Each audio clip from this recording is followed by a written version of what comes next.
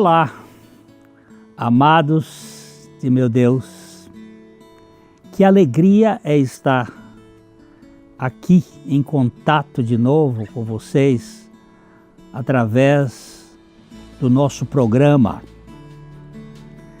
Você sabe que o nosso objetivo aqui é anunciar o Evangelho das insondáveis riquezas de Cristo, do Deus que se encarna, que se faz gente, que habita entre gente, que habita conosco, Emmanuel, e que por graça Ele vem habitar em nós.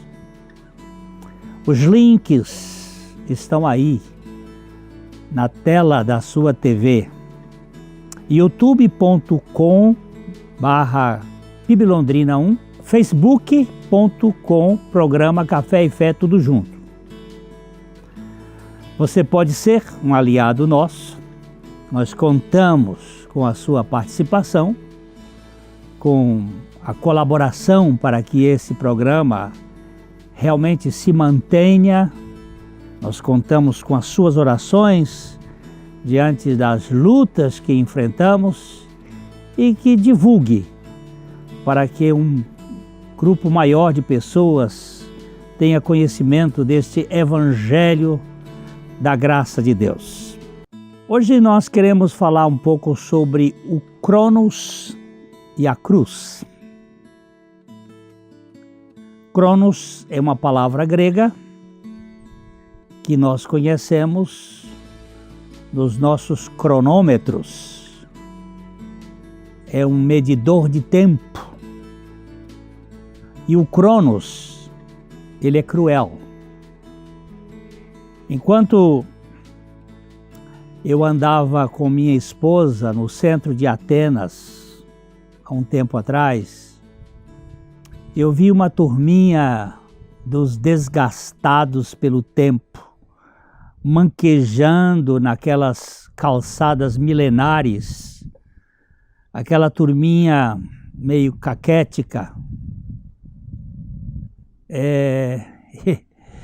entre monumentos da história e a história dos mancos que Cronos havia feito, a sua cronificação, não podemos dizer muito, só podemos dizer: Cronos é cruel com a carcaça da gente.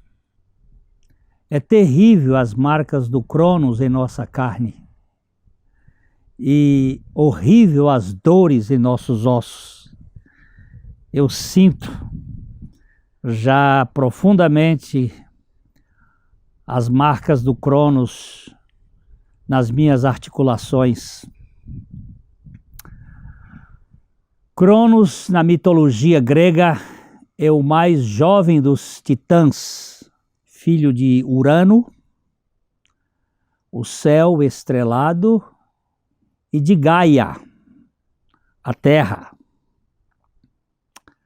Cronos, o rei dos titãs, é o grande deus do tempo, sobretudo quando este é visto em seu aspecto destrutivo, o tempo inexpugnável, que rege o destino e tudo devora. O tempo envelhece, o tempo enruga, o tempo faz com que as coisas se desgastem. É isto. Ele consome tudo com seu passar cadente. Ele pode até ser lento, porém é extremamente cruel. Ele é duro. Ele é pesado. As velhinhas e velhinhos caquéticos de Atenas apenas refletiam as marcas da crueldade do Cronos, que a ninguém poupa.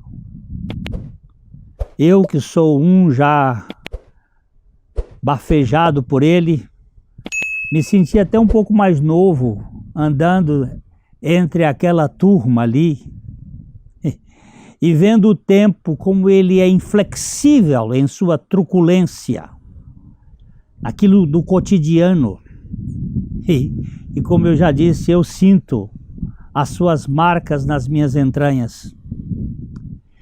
Nós entramos naquela ocasião na loja da Ática, a busca de um amigo, né, que íamos encontrar ali, e minha esposa foi comprar algum cosmético, alguma coisa assim, e eu fiquei assuntando o movimento. Eu gosto de ver gente.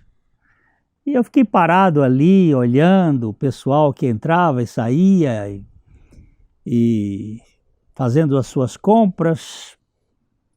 Foi aí que eu vi um carcomido do Cronos se dirigindo a uma vitrine de perfumes. Bem assim, realmente manco e velhinho.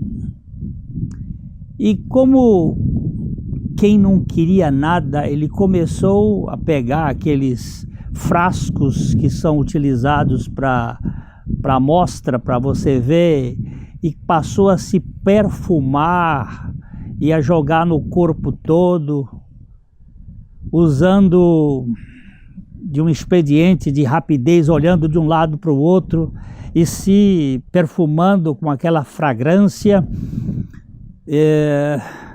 Sem o menor constrangimento, ele começou realmente a se perfumar inteiramente, da cabeça aos pés. O velhusco se banhou com o perfume. Aquilo que estava por perto ficou impregnado. Então, uma vendedora interpela e chama o segurança, que logo aparece para repreendê-lo. Foi conversar com ele ali no meio das pessoas todas, e os seguranças cheio de dedos, com muito cuidado, porque você sabe como é, criança, idoso, deficiente, tem tantos direitos, então você fica pisando em ovos. O segurança era um jovem mastodante, bem forte, aquele parrudo, e o velhote um cisco. Mas havia muitos olhares na loja e nessa hora ninguém ousaria triscar num idoso. Eles têm direitos adquiridos pelo tempo. O velho, além de velho, era velhaco, disfarçou e ficou ali com cara de bebê que tinha sujado as fraldas. Depois de um tempinho saiu todo cheiroso, como se nada tivesse acontecido. Saiu dali da loja e eu fiquei pensativo, interessante. O Cronos havia consumido o velhote no físico e tudo parecia murcho, mas a sua alma vigarista, a sua alma astuta, continuava robusta, roubando a cena. Ali estava alguém que trazia as marcas do velho Adão, a corrupção, o levar vantagem, o egoísmo, aquilo que há de mais terrível na natureza humana, rebelde. Ali estava um homem que o Cronos tinha lhe tirado muito da energia física, mas as suas trapaças eram extremamente jovens, fortes. Vi que ele não era um fracote psíquico, ainda que fosse um fracasso moral. Era um homem muito esperto, como costuma se dizer na nossa gíria. A alma nunca se desestima com o tempo. Pode até se desmontar, mas continua querendo levar vantagem. A alma humana é uma coisa tremenda. Ela precisa de algo mais do que Cronos. Saímos dali e passamos em frente ao Areópago, onde Paulo pregou, e pensei que aquela pregação teve um equívoco. Eu fiquei olhando ali, aquele local, eu já tinha passado lá outras vezes, e parei para meditar um pouco. De todas as mensagens do livro de Atos, esta do Areópago de Atenas é a única pregação que não abordou a cruz de modo inequívoco, de modo assim muito forte, seguro. Paulo teve poucos resultados em Atenas, porque ele omitiu aquilo que pode tirar a alma do controle da vida. Ele falou da ressurreição, mas ele não falou da cruz. Só a cruz, aquilo que no grego é chamado de estauros, pode inaugurar um novo estilo de vida numa pessoa caída. Sem a mensagem da cruz, não há libertação de um ser humano trapaceiro. Não há possibilidade de mudar essa natureza a não ser através do estauros, da cruz, não na cabeça, como a cruz da Surucucu Cruzeiro, que é uma serpente que tem uma cruz desenhada na cabeça, mas a cruz internalizada no coração. A cruz, e só a cruz, pode fazer uma obra radical no ser humano. O Cronos envelhece a carcaça, envelhece o homem, mas a cruz, ela mata o ego. O egoísmo precisa morrer para que haja restauração da alma. O crono é capaz de enfraquecer o corpo. Contudo, só a alma precisa de uma obra profunda. A alma continua travessa, como o menino traquina, e ele precisa passar pela operação de desconstrução deste ego soberbo, altivo e cheio de trapaças.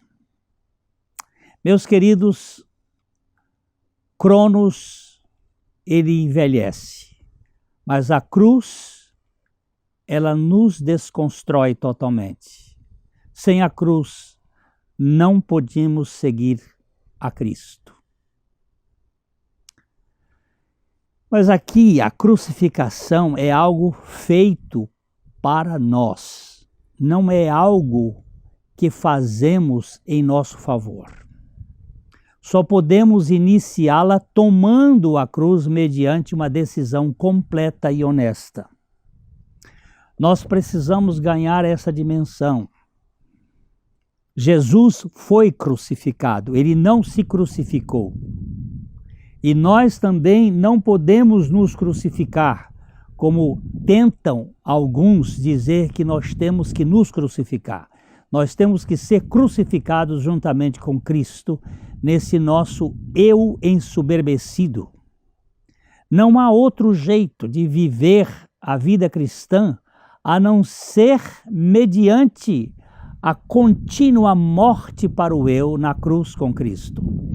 E a expressão da vida de Cristo em nós, por meio da sua ressurreição. Esses são os dois pontos que fundamentam a experiência cristã. MR, morte e ressurreição. Na cruz nós morremos com Cristo. Na ressurreição nós ganhamos a vida de Cristo. Aquele velhote na Ática só estava o caco fisicamente, mas era um expert na malandragem. Sua alma era mais astuta do que um alpinista subindo o Everest. Ele tinha todo o jeito de um cara que aspirava às alturas da sua importância. O Cronos envelhece o corpo até a morte, mas só a cruz pode matar a alma para ter vida. Precisamos da cruz na nossa alma diariamente. Eu careço levar o morrer de Jesus dia após dia. Jesus disse aos seus discípulos: vocês querem ser meus discípulos? Então tome a sua cruz dia a dia. O apóstolo Paulo nos diz em 2 Coríntios capítulo 4, verso 10, levamos sempre no nosso corpo mortal a morte de Jesus, para que também a vida dele seja vista no nosso corpo. Essa versão bíblica eu gosto, que ela é muito interessante. Levamos sempre no nosso corpo mortal a morte de Jesus.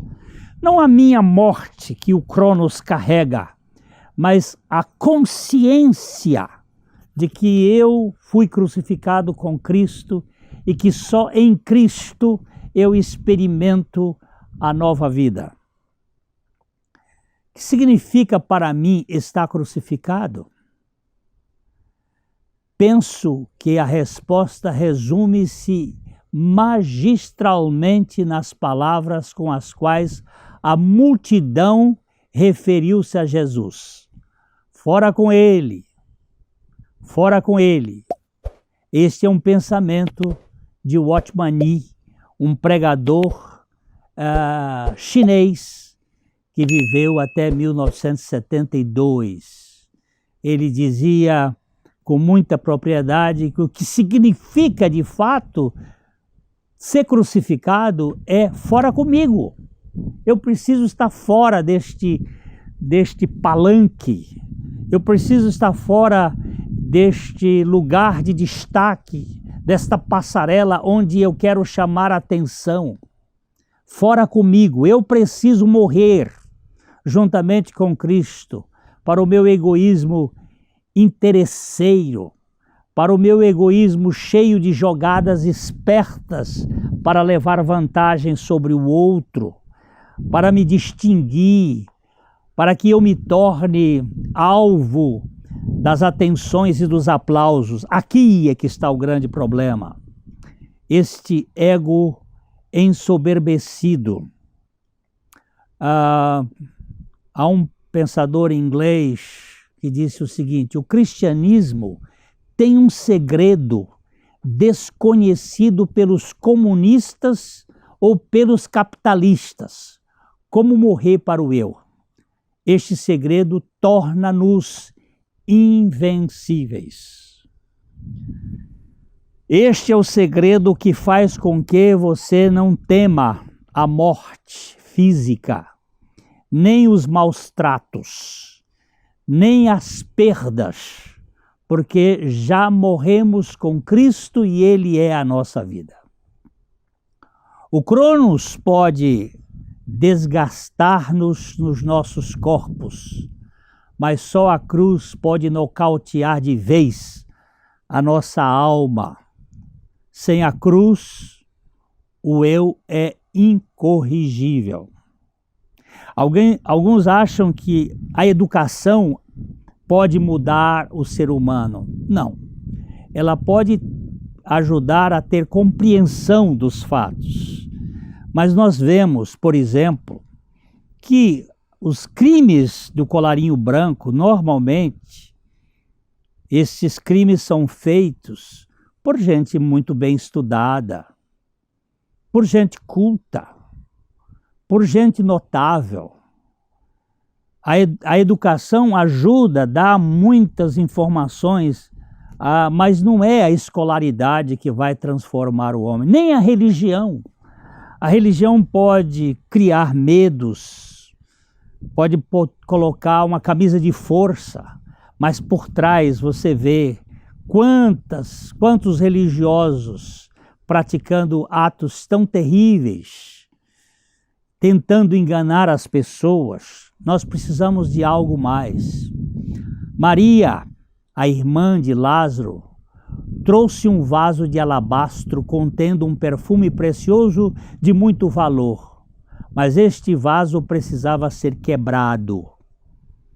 Ele precisava ser quebrado para exalar o perfume. Para termos aroma suave diante de Deus, nós precisamos ser quebrados e derramados. Não somente ser recipientes de perfume suave, nós precisamos ser realmente quebrados, e só a cruz pode fazer isto. A única forma de sermos úteis no reino de Deus é sermos quebrantados para que Deus nos use para a sua glória. Quando você coloca a vida no altar, quando se prontifica a aceitar morrer, você se torna invencível. Não tem mais nada a perder. Aqui está a grande vitória. O Dr. Tozer, A.W. Tozer, um pregador americano do século passado, ele dizia: para os cristãos artificiais de nossos dias, Jesus sempre precisa experimentar a morte, pois tudo o que desejam ouvir é outro sermão acerca de como ele morreu, sem levar em conta que aquela morte tem a ver com a nossa morte, que aquele fato histórico tem que ver com o nosso fato subjetivo e que nós precisamos experimentar esta nova vida em Cristo. O Cronos pode até nos tornar mais sábios, mas nunca mais santos. Só a cruz pode nos tornar santos de verdade. Em Romanos capítulo 6, versos 4 a 8, o apóstolo Paulo diz assim: quando fomos batizados em Cristo, não é batizados em água, é em Cristo, fomos sepultados com Ele, por termos morrido juntamente com Ele. E isso é para que, assim como Cristo foi ressuscitado pelo poder glorioso do Pai, assim também nós vivamos uma vida nova. Pois se fomos unidos com Ele por uma morte igual à dele, assim também seremos unidos com Ele por uma ressurreição igual à dele. Pois sabemos que a nossa velha natureza pecadora já foi morta, já foi crucificada com Cristo na cruz, a fim de que o nosso eu pecador fosse morto e assim não sejamos mais escravos do pecado. Pois quem morreu fica livre do poder do pecado. Aqui está. Se já morremos com Cristo, cremos que também viveremos com Ele. Queridos, esta é a mensagem que Cronos não produz, só a cruz produz. E gostaríamos que você levasse isto em conta e falamos aqui de coração para coração. Até o nosso próximo encontro, se assim o Senhor permitir.